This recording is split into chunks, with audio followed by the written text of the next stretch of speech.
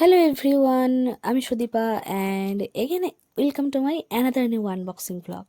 তো এই যে কথাই আছে না, বিয়ে ফুরিয়ে বাজ না, আমার ক্ষেত্রে ব্যাপারটা ঠিক সেই রকমই। মানে এই পার্সেলটার কথা বলছি। এবছর 28শে সেপ্টেম্বর ছিল সপ্তমী নাকি ষষ্ঠী, যাই হোক।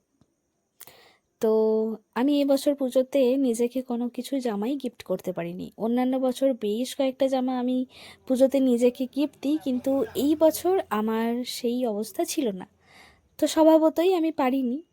তবে ওই যে 26শে সেপ্টেম্বর টিউশনের মাইনেটা পেয়েই 7-5 কিছু না ভেবেই টুক করে দুটো জামা আমি নিজের জন্য অর্ডার দিয়ে ফেলেছিলাম। দুটোই ছিল কট সেট, তার মধ্যে এটা একটা। এটা আমার ভীষণ পছন্দের, অনেক দিন ধরে উইশ লিস্টে ছিল। তার কারণটা হচ্ছে এই যে এমব্রয়ডারি ওয়ার্ক যেটা রয়েছে লাল রঙের, সেটা ভীষণ সুন্দর স্টিচ করা। যদিও এটা হাতের নয়, তবুও ভীষণ সুন্দর।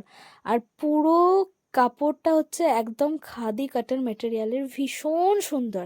অফ হোয়াইটের ওপরে এই লাল রঙের যে সুতোর কাজ করার কম্বিনেশনটা জাস্ট ওয়াও লাগছিল।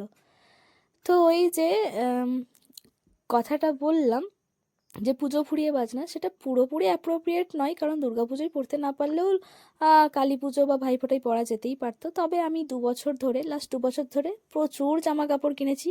প্রত্যেকটা নতুন জামা কাপড় ওই জন্য ছিল, তাই নতুন জামা কাপড়ই পরেছি। তবে নিজেকে খুশি করার জন্য, নিজেকে হ্যাপি করার জন্য পুজোর জামা হিসেবে এটা নিজেকেই উপহার দিলাম।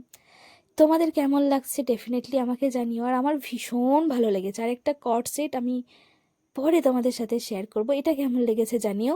তবে এটা এখনো নতুনও আছে, আমি পড়িনি একবারও। তো এই ছিল আজকের ভিডিও, টাটা, দেখা হবে পরের ভিডিওতে। কেমন লাগলো অবশ্যই জানিও। রাধে রাধে।